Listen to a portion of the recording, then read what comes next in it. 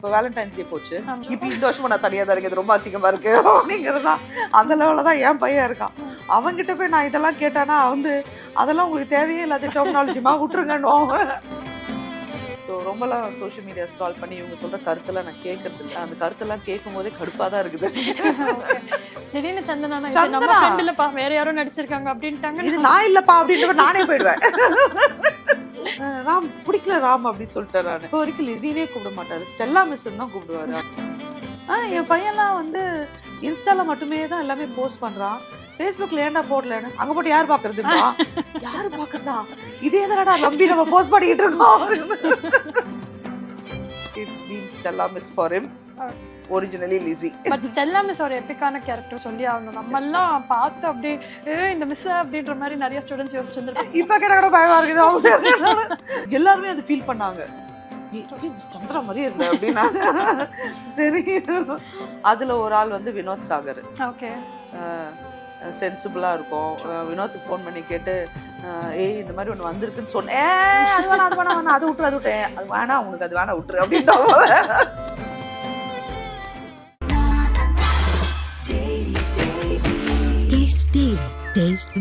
நாமக்கல்ல Tiruchengode main road எர்ணாபுரத்துல இருக்கிற Spiro prime public ஸ்கூல்ல +2 போர்டு எக்ஸாம்ஸோட சேர்த்து நீட் அண்ட் JEE கோச்சிங்கும் கொடுத்துட்டு இருக்காங்க. Low interest, flexible repayment, minimal documentation. Repco Home Loans. கருப்பை புற்றுநோய் குறித்த சந்தேகங்களுக்கான தங்கம் ஹோப்பை இலவசமாய் அணுகுங்கள். கிங் டிவி நேயர்களுக்கு வணக்கம். ஸோ ரொம்ப நாளாக நம்ம சினிமா பார்த்துட்ருப்போம், நிறையா கதாபாத்திரங்கள் பார்த்துருப்போம். இதில் ஒரு சில கதாபாத்திரங்கள் மட்டும் இவங்க நல்லா பண்ணியிருக்காங்களே, இவங்களை நான் நிறைய படங்களில் பார்த்துருக்கேன், இவங்க ரோல் எல்லாம் நல்லா இருக்குமே அப்படின்னு நம்ம குறிப்பிட்ட சிலர் தான் நோட்டீஸ் பண்ணுவோம். அந்த மாதிரி ஒருத்தர் தான் லிசி மேம். ஸோ வணக்கம், எப்படி இருக்கீங்க? வணக்கம், ரொம்ப நல்லா இருக்கேன். நீங்கள் எப்படி இருக்கீங்க? ரொம்ப நல்லா இருக்கேன். ஸோ ரொம்ப நாளாக உங்ககிட்ட நிறைய கொஷின்ஸ் கேட்கணும் அப்படின்னு ஆசை. உங்கள் கதைகள்லாம் பார்த்துட்டு, உங்கள் கதாபாத்திரங்கள் பார்த்துட்டு, ஏன் இவங்க ரொம்ப செலக்டிவாக இருக்காங்க, ஒரு கதாபாத்திரத்துக்கும் இன்னொரு கதாபாத்திரத்துக்கும் நிறைய டிஃப்ரென்ஸ் இருக்கும், அதுல இருக்க மாதிரி இது ரெசம்பிளன்ஸ் இருக்காது. சோ எப்படி சூஸ் பண்றீங்க? ஃபர்ஸ்ட் நோன்னு சொல்ல பழகிக்கிட்டேன். நோ சொல்ல பழகிட்டேன். ஆமா, ஏன்னா ஒன்று பண்ணிட்டோம், அது கொஞ்சம் பேசப்பட்டுச்சுனாலே அடுத்தது வர்றதுலாம் அது சார்ந்தே வரும். சில சமயம் எனக்கு தோணும், டீமா உட்காந்து யோசிக்கும் போது இவங்க மெனக்கடுறதே இல்லையோ, இந்த கேரக்டர் எடுக்கிறோம், இதே மாதிரி அங்கே ஒருத்தவங்க நல்லா பண்ணாங்க, அவங்கள கூப்பிடுங்க அப்படின்னு சொன்னா என்ன அர்த்தம் அப்படிங்கிறதுலாம் எனக்கு தோணும். ஸோ அந்த மாதிரி நிறைய வேணான்னு சொல்லுவேன் நான். ஏன்னா அப்படியே டைப் காஸ்ட் ஆகிடக்கூடாது, ஒரே மாதிரி ஆகிடக்கூடாது. ஏன்னா பேசிக்காக எனக்கு போர் அடிச்சிடும். அதனால ஸோ நோ சொல்ல பழகி அதை டென்ஷன் ஆகாமல் சொல்லணும். ஐயோ இப்போ இதை சொல்கிறோமே அடுத்து வராமல் போயிடுவோமோ அப்படின்னா ரொம்ப ஒரு நிலை இல்லாத ஒரு இண்டஸ்ட்ரி இது, அது எல்லாருக்குமே தெரியும். ஸோ அந்த பயம்லாம் இருக்குது. But certain times I have to. அந்த பிரச்சனை எனக்கு தெரிஞ்சு இப்போ Tier 1 கேட்டகரி ஆஃப் ஸ்டார்ஸ் இருக்காங்களா, அவங்களுக்கே இருக்கும்னு நினைக்கிறேன். ஏன்னா நம்ம இப்போ டாப் ஆக்டர்ஸ்ன்னு பார்க்குறவங்களுக்கே ஒரே மாதிரி கதைகள் தான் ஆஃப்கோர்ஸ் அவங்க பண்ணுறாங்க. எப்படியா இருந்தாலும் அவங்க ஒரு மாசான ஹீரோ, அதே மாசான ஹீரோ தான் அடுத்த படத்துலையும் அப்படின்ற பிரச்சனை அவங்களுக்கே இருக்கான்னு நினைக்கிறேன். அந்த வகையில் நீங்கள் கொஞ்சம் எஸ்கேப் ஆகிட்டீங்க. ஒன்று சாட்டிஸ்ஃபேக்ஷன் இருக்கணும், இல்லை நல்ல பணம் வரணும். ரெண்டுமே இல்லாமல் எதுக்கு போய் ஒரு விஷயம் பண்ணணும் சொல்லுங்கள்? ஏதாவது ஒரு இடத்துல காம்ப்ரமைஸ் ஆகணும், அதுதான். ஸோ இப்போ உங்கள் ஃபிலிமோகிராஃபி, ஏன்னா நான் ஏன் யோசிச்சேன்னா, ஃபிலிமோகிராஃபி எடுத்து பார்க்கும்போது ஒரு படத்தில் லாயர், ஒரு படத்தில் டாக்டர், ஒரு படத்தில் அம்மா, ஒரு படத்தில் டீச்சர் அப்படின்ட்டு நிறைய டிஃப்ரெண்ட் டைப்ஸ் ஆஃப் கேட்டகரிஸ் இருக்குது. இதில் ஒரு ஆர்டிஸ்ட்டை கண்டிப்பாக கேட்க முடியாது தான், இந்த கதாபாத்திரம் உங்களுக்கு ரொம்ப பிடிக்குமா அப்படின்னு கேட்க முடியாது தான். பட் இதுக்கு நான் ரொம்ப மெனக்கெட்டேன், இதுக்கு நான் ரொம்ப ப்ராக்டிஸ் பண்ணிக்கிட்டேன்ற கதாபாத்திரங்கள் ஏதாவது இருக்கும்? இல்லை, ஆக்சுவலாக இல்லை. எல்லாமே இன்புட் வாங்கி பண்ணுறது. ஸோ அதுலனால எனக்கு இது இந்த ரோலுக்காக நான் ரொம்ப கஷ்டப்பட்டேன் அப்படின்லாம் எதுவும் கிடையாது. எல்லாத்துக்குமே நான் ஈக்குவலாக தான் என்னோட எஃபர்ட்டை கொடுத்துருக்கேன் நான். இதில் ரொம்ப முக்கியமான விஷயமே லிசனிங் கெப்பாசிட்டி. இயக்குனர் ஒரு விஷயம் சொல்கிறாருன்னா அதை காது கொடுத்து கேட்கணும். கேட்டாலே அதுவே பெரிய ப்ராக்டிஸ் என்னை பொறுத்த வரைக்கும். ஸோ ஆல்மோஸ்ட் இத்தனை வருஷமாக இண்டஸ்ட்ரியில் இருந்துட்டீங்க, கவுண்ட் பண்ணி பார்த்தா நிறைய ஆக்டர்ஸ் அண்ட் டைரக்டர்ஸோட ஒர்க் பண்ணிட்டீங்க. இப்போது ரீசெண்ட் டைம்ஸில் வர ஸ்டோரிஸில் நிறைய ஆடியன்ஸ் கிரிட்டிக் பண்ண ஆரம்பிச்சிட்டாங்க. ஸ்டோரிஸ் எப்படி எடுக்கிறாங்க, சூஸ் பண்ணுறாங்க அப்படின்ட்டு ஒரு பெரிய ஸ்டார் மூவிஸ்க்குமே சொல்ல ஆரம்பிச்சிட்டாங்க. நீங்கள் அந்த மாதிரி ஃபீல் பண்ணியிருக்கீங்களா? ஒரு அப்பட்டமான ஒரு உண்மையை சொல்கிறேன். எனக்கு இருக்கிற பெரிய ஒரு நான் எப்போ நினைப்பேன், அந்த காலத்தில் எம்ஜிஆர் சார், சிவாஜி சார், அதுக்கப்புறம் நீங்கள் வந்து ரஜினிகாந்த், கமல் எல்லாருமே நீங்கள் எடுத்துக்கோங்களேன். அவங்க வந்தாங்க, அவங்க படம் பண்ணாங்க, அவங்கள வந்து ஆடியன்ஸ் அக்செப்ட் பண்ணாங்க, ஒரு படம் ஓடிச்சு, அவங்க வந்து ஹிட் ஆனாங்க, நடிச்சாங்க, முடிச்சாங்க, போயிட்டாங்க. ஓகேங்களா? இப்போ நாங்கெல்லாம் படுறோம் பாருங்க பாடு. ஃபோன் இருக்க எல்லாருமே பிகம்ஸ் அ கிரிட்டிக். ஓகேவா? இது பண்ணால் ஒர்க் அவுட் ஆகுமா, அது பண்ணால் ஒர்க் அவுட் ஆகுமா, இது ஒர்க் அவுட் ஆச்சே, இந்த ஃபார்முலா கரெக்டாக இருக்குன்னு சொல்லி இன்னொரு வாட்டி ட்ரை பண்ணால் அதை அப்படியே ஊற்றி மூடிடும். ஸோ இப்போ எங்களுக்கு ஆக்சுவலாக வந்து ரொம்ப கஷ்டமாக இருக்குது. நான் இதை நான் எப்போ பாரு சொல்லுவேன். முந்திலாம் வந்தாங்க, நடித்தாங்க, ஃபேமஸ் ஆனாங்க, சம்பாதிச்சாங்க, போயிட்டாங்க. இப்போ என்னன்னா டெக்னாலஜியை கற்றுக்க வேண்டியிருக்கு. நாங்கள் ரீல்ஸ் போடுங்கங்கிறாங்க, ஃபோட்டோஷூட் பண்ணுங்கங்கிறாங்க. எதுக்கு ஃபோட்டோஷூட்டுன்னு கேட்குறேன் நான். ஏன்னா என்னையே நான் இல்லாமல் வேற மாதிரி காமிச்சு ஃபோட்டோஷூட் எடுத்து போட்டு எனக்கு எப்படி கேரக்டர் வரும்? நான் ஒரு என்னை அதுவும் என்னோட ஃபிலிமோகிராஃபியில் ஒரு படத்தில் ஒரு மாதிரி இருப்பேன் நான். இதை நான் எந்த ஃபோட்டோஷூட் வச்சு போட்டு அந்த ஃபோட்டோஷூட் எதுக்கு பண்ணி போடுறாங்க? எல்லாருமே பண்ணுறாங்க. என்கிட்ட கேட்குறாங்க, ஏன் பண்ண மாட்டேங்கிறீங்க அப்படின்னு. எதுக்கு பண்ணணும் அப்படின்னு நான் கேட்குறேன். நான் ஒரு அம்மாவா நடிக்க போகிறேன், லாயரா அப்படியே ஃபோட்டோஷூட் பண்ண போகிறேன் நான்? இல்லை, வேற மாதிரி வந்து ப்ரெசன்டபுளாக என்ன அப்படியே காமிக்கிறாங்க ஸ்க்ரீனில், அதுவும் இல்லை. புரியுதுங்களா? அதனால இப்போ ஆக்சுவலாக இதை வந்து எது ஜெயிக்கும் எது தோக்கும் அப்படின்னு வந்து எதுவும் இங்கே சொல்லவும் முடியல. கருத்து சுதந்திரங்கிற பேர்ல எல்லாரும் இஷ்டத்துக்கு பேசுறாங்க. பிகாஸ் நீங்க இதை நோட் பண்ணிருக்கீங்களா? முன்னாடி கமல் ரஜினி படமா இருக்கட்டும், சாங் நல்லா இருந்தது, டான்ஸ் நல்லா இருந்தது, ஃபைட் நல்லா இருந்தது, இவ்வளவுதான் வந்து கருத்தா இருக்கும். இப்போ வந்து ஸ்கிரீன் பிளே சரியில்லை, ஆர்ஆர் சரியில்லை, கிராஃபிக்ஸ் சரியில்லை. ஸோ எல்லாமே வந்து டேர்ம்ஸ் முதல் கொண்டு ஆடியன்ஸ் தெரிஞ்சுக்கலாம். இந்த ஷாட் இந்த சைட்ல இருந்து வச்சிருக்கலாம்னு வாங்க. ஏங்க ஸ்பாட்ல இருந்து எங்களுக்கு தான் தெரியும், அந்த சைடு வைக்கவே முடியாதுங்கிற மாதிரி. அண்ட் ஸோ இது இருக்குது. இதை மீறி ஜெயிச்சு இல்லை ஓரளவுக்கு வர நாங்கள்லாம் தான் பெரிய சாதனை பண்ணுறோன்னு நான் நினைக்கிறேன். இது எப்படி வேணா இந்த நான் இப்போ சொன்னது எப்படி வேணா ட்விஸ்ட் ஆகலாம், ஆனால் இதுதான் அப்பட்டமான உண்மை. இப்போ ஜெயிக்கிறது தாங்க பெரிய விஷயம்.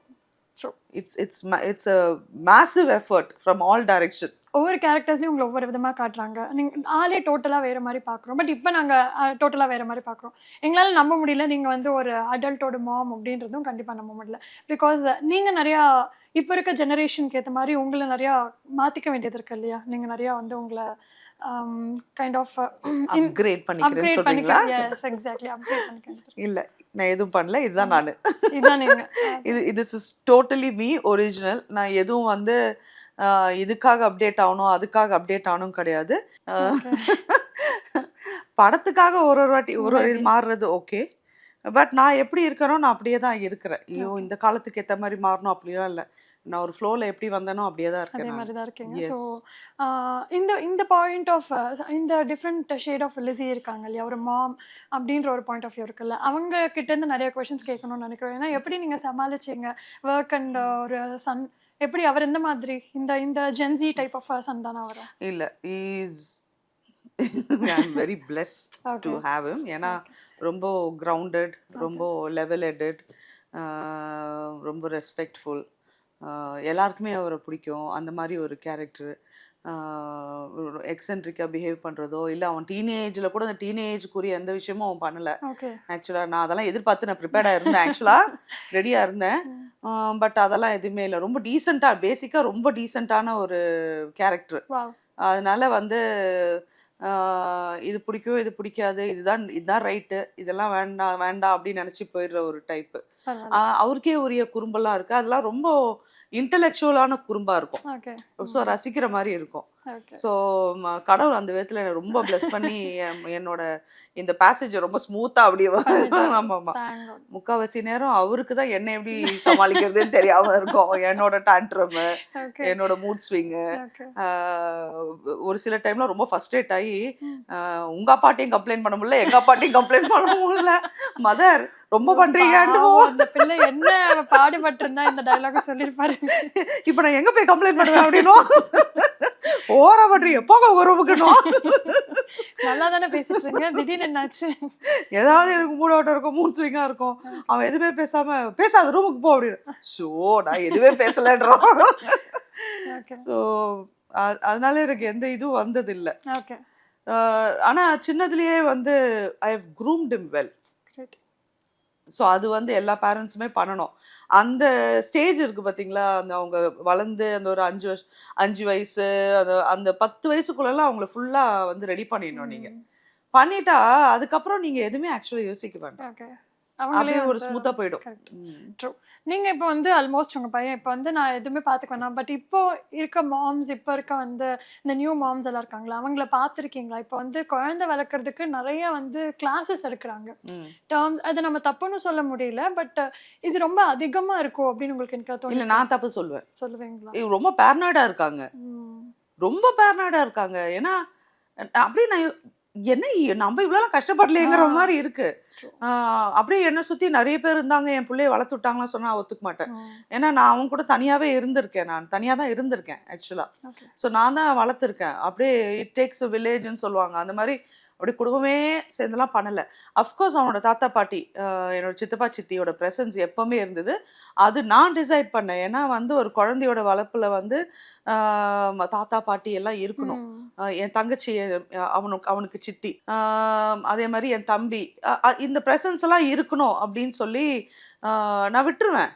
இப்ப இருக்க பசங்க, இப்ப இருக்க மதர்ஸ் நான் என்ன பாக்குறேன்னா, இப்ப தாத்தாவோ பாட்டியோ வந்து ஒரு விஷயம் பண்ணணும்னு நினைச்சாங்கன்னா, ஐயோ அது பண்ணக்கூடாது, ஐயோ இப்படி பைக்ல கூட்டு போக கூடாது, நீங்க நான் முன்னாடி உட்கார வச்சு, என் பையன் முன்னாடி உட்காந்து அந்த டேங்க் மேல தூங்கிட்டே தான் எங்க சித்தப்பா கூட்டு போனாரு. அவன்லாம் வளரலையா? இப்ப ரொம்ப பண்றாங்க. எல்லாத்துக்கும் ஒரு ரெஃபரன்ஸ் வைக்கிறாங்க, எல்லாத்துக்கும் ஒரு இது எடுக்கிறாங்க. ரொம்ப ரொம்ப ஜாஸ்தியா இருக்கு. இப்படி வர பிள்ளைங்க நாளைக்கு எப்படி இருக்கும்னு எனக்கு தெரியல நிஜமாவே. நீங்க எல்லாமே வந்து ஒரு கரெக்ட் மெஷர்மெண்ட்ல கொடுத்தா நல்லா இருக்கும்னு தோணுது எனக்கு. ஏன்னா இப்போ வந்து டீச்சர்ஸ் அடிக்கக்கூடாது அப்படின்னு சொல்லி கூட்டிட்டு வந்தாங்க. இப்போ பேரண்ட்ஸ் அடிக்கக்கூடாது, பேரண்ட்ஸ் திட்டக்கூடாது, ரெஸ்பான்சிவ் பேரண்டிங், ஜென்டல் பேரண்டிங், அது மாதிரி நிறைய டேர்ம்ஸ் வச்சிருக்காங்க. இப்படிதான் நீங்க சொல்லிக் கொடுக்கணும் அப்படின்னு. நீங்க எப்படி திட்டி அடிச்சு இதெல்லாம் பண்ணிருக்கீங்களா? நான் அடிச்சது இல்லை, அதுக்கு தேவைப்பட்டது இல்லை. கம்யூனிகேஷன் சரிங்களா. எனக்கு இதுக்கு வந்து நிறைய டேர்ம்லாம் வைக்கிறதுல விருப்பம் இல்லை. இப்படி அப்படி இந்த பேரண்டிங் அந்த பேரண்டிங்லாம் கிடையாது. Sensible parenting. கொஞ்சம் மூளை யூஸ் பண்ணி நீங்கள் பேரண்ட் பண்ணால் போதும். இப்போ என்னோட அப்பா அம்மாலாம் வந்து ரொம்ப ஸ்ட்ரிக்டாக இருந்தாங்க. ஸோ அங்கேருந்துலாம் தான் உங்களுக்கு வந்து நோட்ஸ் எடுத்துக்கணும். அங்கேருந்து என்னெல்லாம் தப்பாக போச்சு அதை கரெக்ட் பண்ணிப்போம். ஓவர் டூ பண்ணாமல் கரெக்ட் பண்ணிப்போம், அவ்வளோதான். அதுக்குன்னு ஒன்றுமே சொல்லாமலாம் வளர்க்க முடியாதுங்க. என் பையனுக்கு இப்பயே என்னை பார்த்தா எந்த அளவுக்கு பாசமும் எல்லாமே இருக்கும், அந்த அளவுக்கு அது பயம்னு சொல்ல மாட்டேன், மரியாதை இருக்கு. அந்த மரியாதை வந்து வளர்த்துக்க வேண்டியது ஒரு பேரண்டாக நம்மளோட கடமை. ஸோ அது பண்ணால் போதும். And keep the communication channel open. அது நீங்கள் பண்ணிங்கனாலே போதும். என்ன ஆனாலும் ஒரு குழந்தைக்கு வந்து தப்போ ரைட்டோ எனக்கு வந்து என் அம்மாட்ட போய் சொல்ல முடியும், என் அப்பாட்ட போய் சொல்ல முடியும். ஐ வில் நாட் பி ஜட்ஜ்டுன்னு ஒரு விஷயம் இருக்குல்ல. இதெல்லாம் நீங்க பண்ணாலே போதும். இதெல்லாம் எனக்கு தெரிஞ்சு நம்ம காலத்திலேயே நம்ம பேரண்ட்ஸ்லாம் பண்ணியிருக்காங்க. Full on acceptance. வா வந்து பேசு, தப்புனா தப்பு. மேபி 1-2 கேசஸ் இல்ல, பட் இருந்தாலும் நம்ம பேரண்ட்ஸ் அதை பண்ணியிருக்காங்க. ஆமா பண்ணியிருக்காங்க சீரியஸா. இது இப்போ ரொம்ப பண்றாங்க. ரொம்ப எல்லாத்துக்கும் வந்து கூகுள் பண்ணி கரெக்ட், லெஃப்ட்ல திரும்பினா ரைட்டா, ரைட்ல திரும்பினா ரைட்டானா முடியல. கொஞ்சம் ஓவர் டூ தான் பண்றாங்க. ஸோ நெக்ஸ்ட் பேரண்டிங் தாண்டி ரிலேஷன்ஷிப்பே இங்கே நிறைய பேருக்கு ப்ராப்ளமாக தான் இருக்குது. அப்போ வந்து ஒரு பொண்ணு பார்ப்பாங்க, கல்யாணம் பண்ணுவாங்க, குழந்தை பார்த்துப்பாங்க, அந்த லைஃப் அப்படியே போயிடும். அதுக்கப்புறம் அந்த லவ் மேரேஜ் எல்லாம் நிறைய அக்செப்ட் பண்ணிக்க ஆரம்பிச்சிட்டாங்க. இப்போ லவ்வே நிறைய டேர்ம்ஸில் விதவிதமாக இருக்குது. ஒவ்வொரு பீரியட் ஆஃப் லவ் வந்து டிஃப்ரெண்ட்டாக இருக்குது. உங்கள் படத்தில் வந்த மாதிரியே தான். ஸோ இது லவ் மட்டும் இல்லை, ஃப்ரெண்ட்ஸ் வித் பெனிஃபிட்ஸ்ன்ற ஒரு வார்த்தை கேள்விப்பட்டு இப்போ ஃப்ளிங்கு, சிச்சுவேஷன்ஷிப் அப்படின்னு நிறைய வந்துருச்சு இல்லையா, டேட்டிங், பிளைண்ட் டேட் அப்படின்லாம். ஸோ நீங்கள் இதெல்லாம் உங்களுக்கு ஒரு பையன் வேறு இருக்காரு. ஆக்சுவலி ஸ்பீக்கிங் இதில் பகுதி டெர்மினாலஜிக்கு என்ன ஆக்சுவல் அர்த்தம்னே எனக்கு புரிய மாட்டேங்குது. ஏன்னா இப்போ வந்து நீங்கள் ஜென்சிலாம் சொல்கிறீங்க, அவங்ககிட்டே கேட்டாலே வந்து அவங்களே கன்ஃபியூஸ்டாக தான் அதுக்கு மீனிங் சொல்கிறாங்க. என் பையன் ரொம்ப தெளிவு இதுலலாம். அந்த கிரிஞ்சான இதெல்லாம் எனக்கு எடுத்துகிட்டு வராதீங்கண்டோ முடிஞ்சு போச்சு. ஸோ அதனால் அவன்கிட்ட இது வரைக்கும் நான் இப்போ வேலண்டைன்ஸ் டே போச்சு. அவனோட பெரிய வருத்தமே வந்து 21 வருஷமா வந்து இது வரைக்கும் எந்த வேலண்டைன்ஸ் டேக்கும் எனக்கு டேட்டே இல்லை. இப்போ இந்த வருஷமா நான் தனியாக தான் இருக்கேன், இது ரொம்ப அசிங்கமா இருக்கு அப்படிங்கிறதுதான் அந்த லெவலில் தான் என் பையன் இருக்கான். அவன்கிட்ட போய் நான் இதெல்லாம் கேட்டானா வந்து அதெல்லாம் உங்களுக்கு தேவையே இல்லாத டெர்மினாலஜிமா விட்டுருங்கன்னு. So because I see a very confused generation. It's sad actually. ரொம்ப பாதி விஷயம் அவங்களுக்கே வந்து கன்வின்சிங் கிடையாது ஆக்சுவலி. ஆனால் ரொம்ப வெளியில் இதே கிடையாது இன்ஃப்ளூயன்ஸ்ட், அவ்வளோதான். பிடிக்குதோ பிடிக்கலோ எல்லாரும் பண்றாங்க, நானும் ஒரு வெஸ்டர்ன் கல்ச்சர்லேருந்து அவங்க இன்ஃப்ளூயன்ஸ் ஆகுறாங்கன்னு தான் சொல்லுவேன். அங்கேருந்து அந்த டெர்மினாலஜிலாம் எடுத்துக்கிறாங்களே ஒழிய அவங்களுக்கே உள்ளுக்குள்ளே போய் கேட்டிங்கன்னா they are not convinced about it. அதில் வர கன்ஃபியூஷன் தான். இன்னொரு விஷயம் நான் வந்து பேசிக்காக ஆனஸ்ட்டாக நான் பிலீவ் பண்ணுறது, இதுக்கு எனக்கு எப்படி வேணால் பேக் ஃபயர் ஆகலாம். எனக்கு தெரிஞ்சு முந்தி நம்ம அப்பா அம்மா தாத்தா பாட்டி காலத்துலலாம் எல்லாருமே வந்து கல்யாணம் பண்ணி அந்த கல்யாணம் வந்து சஸ்டேனே அவ்வளோ வருஷம்லாம் இருந்துச்சு. ஏன்னா நிறைய பேருக்கு சாய்ஸே இல்லாமல் இருந்தனால இருந்தாங்க. கரெக்ட். அப்பட்டமான உண்மை இது.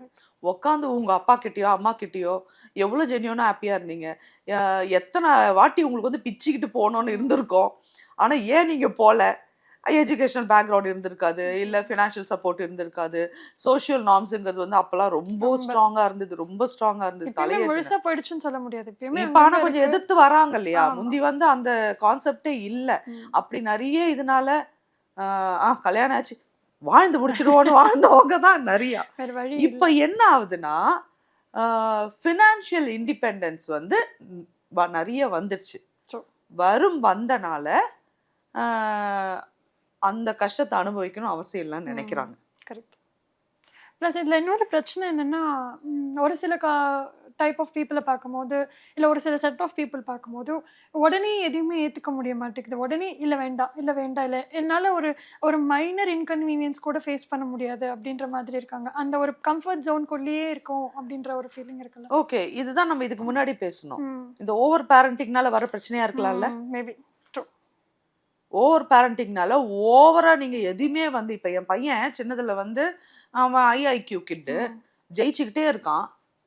அவன் வந்து அவன் ஸ்டேஜுக்கு இப்படி ஏறினா வச்சுக்கோங்களேன், ஒரு ப்ரைஸ் வாங்கிட்டு அவனை சைட்லேயே நிப்பாட்டுவாங்க. ஏன்னா திரும்ப திரும்ப அவனுக்கு இருக்கும் ஒரு 10 ப்ரைஸு.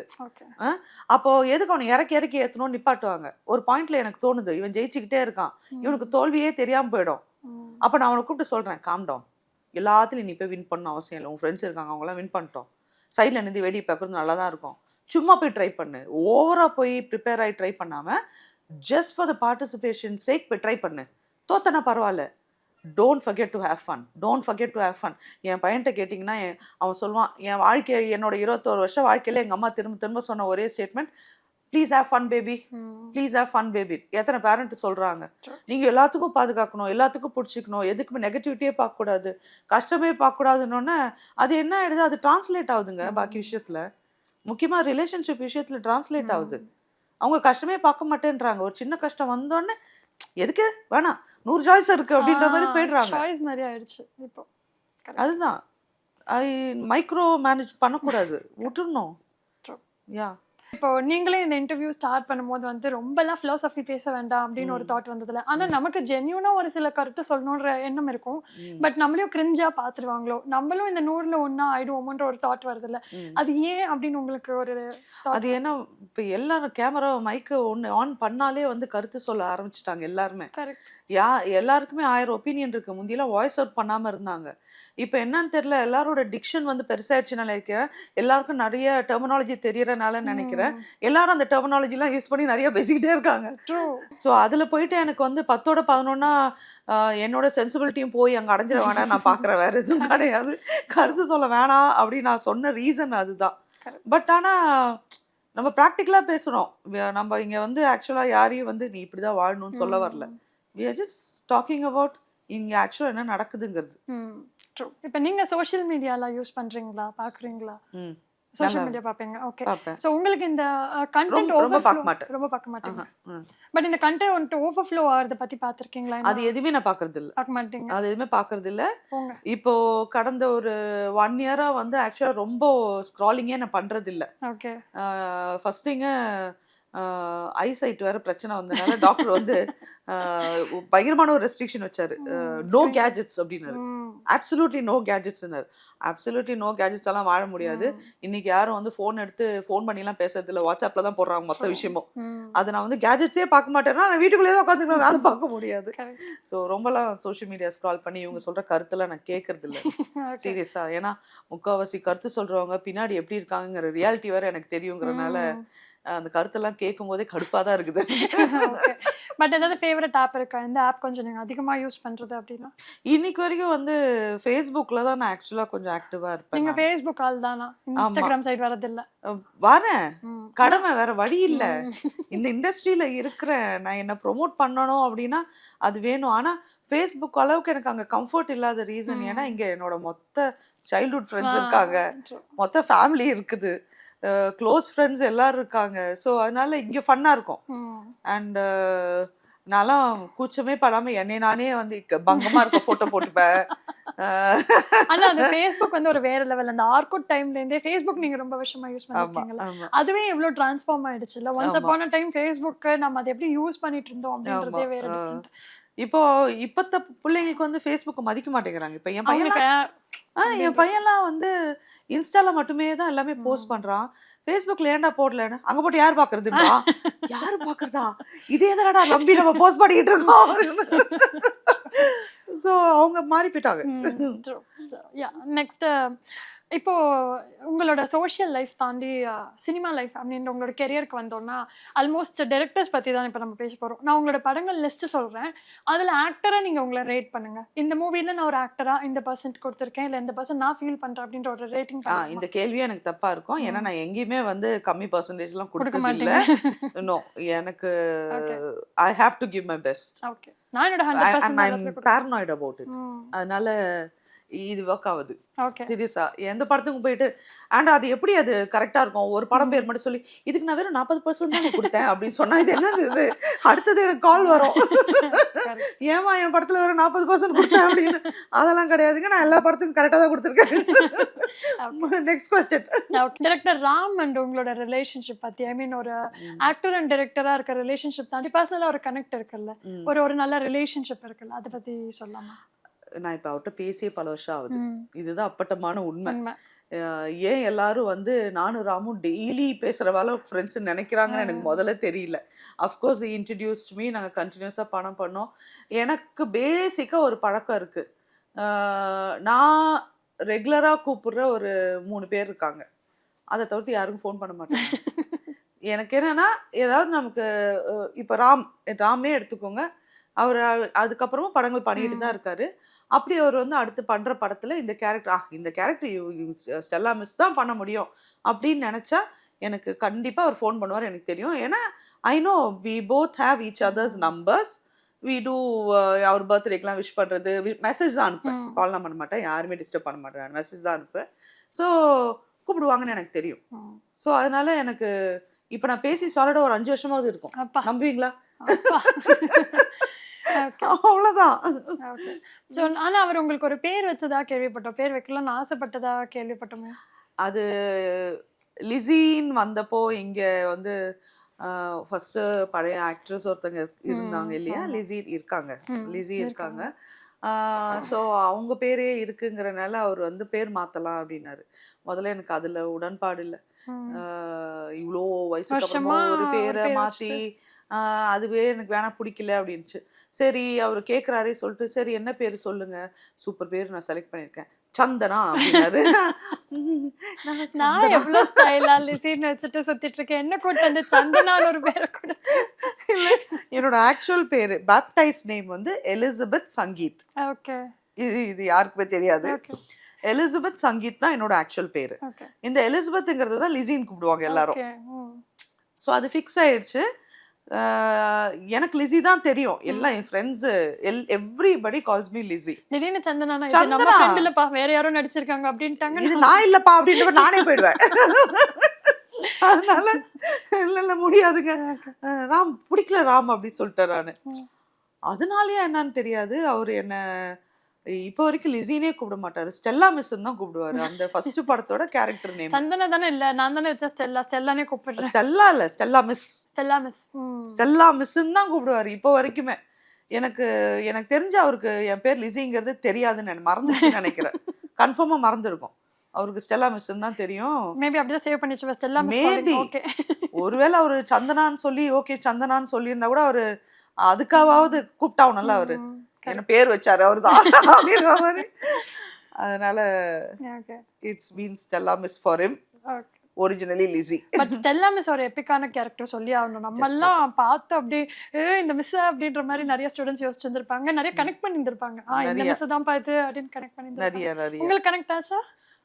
நானே என் ஃபர்ஸ்ட் படம் ரிலீஸ் வந்து முதல் படம் தியேட்டர்னோடனே என்னோட ஸ்கூல் ஃப்ரெண்ட்ஸ் எல்லாம் வந்துட்டாங்க, எல்லாம் சேர்ந்து தான் போனோம் தியேட்டர்ல. எல்லாருமே வந்து மிஸ் சந்திரா மாதிரியே பண்ணியிருக்கேன். ஐயோ மிஸ் சந்திரா ப்ளீஸ். இப்ப கேட்ட கூட பயமா இருக்குது அவங்க.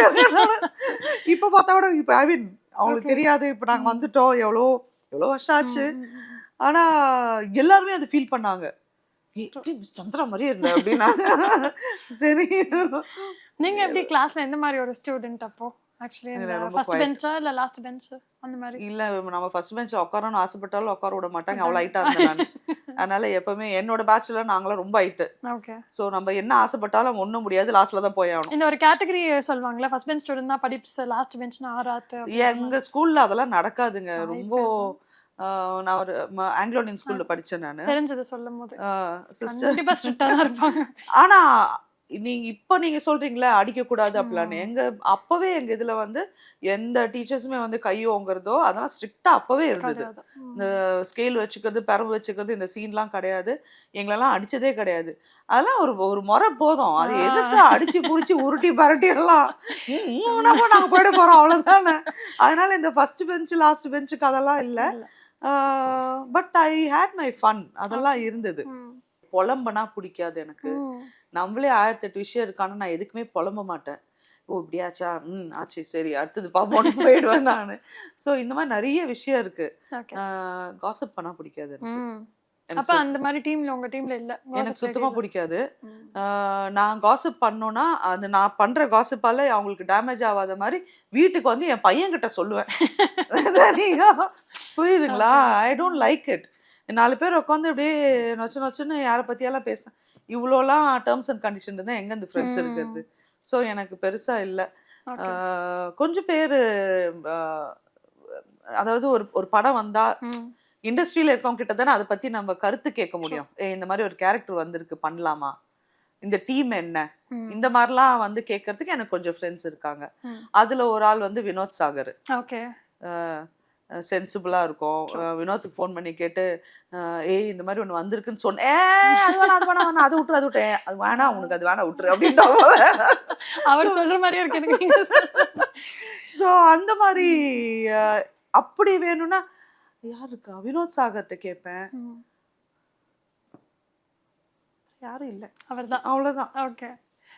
ஏன்னா வினோத்துக்குலாம் அவங்க அந்த உள்ள கோர்ல இருக்காங்க, எல்லாத்தையும் அவங்க டெய்லி பேசுவாங்க, அவங்க நிறைய எல்லாம் மீட் பண்ணுவாங்க நிறைய பேர், அவங்க நிறைய விஷயம் தெரியும். நான் இதுக்குள்ளேயே தான் இருப்பேன். ஷூட் முடிச்சா வீடு தான். ஆமா. அப்படியே நான் வந்து இப்போ வீக்கெண்ட்ஸ் எங்கே போறேன் அப்படிலாம் எங்கே போறதா இருந்தா என் பையன் வளர்ந்த பிறகு தான் இப்ப போக ஆரம்பிச்சேன். அவனும் இப்ப யூஎஸ் போயிட்டான். சோ இப்ப என்னோட க்ளோஸ் ஃப்ரெண்ட்ஸ் யாராவது ஃப்ரீயா இருக்கணும். அவங்க ஃப்ரீயா இருந்தா அந்த 3 ஃப்ரெண்ட்ஸ்ல யாராவது ஒரு ஆள் ஃப்ரீயா இருக்கணும், இருந்தாதான் நான் வெளில போக முடியும். ஓகே, இல்லனா ஐ டோன்ட் டு. உங்களோட இந்த அப்கமிங் ப்ராஜெக்ட்ஸ்க்கு தான் நாங்களும் இப்ப இன்ட்ரெஸ்டிங்கா வெயிட் பண்ணிட்டு இருக்கோம். So thank you so much. Thank you so much. Thank you.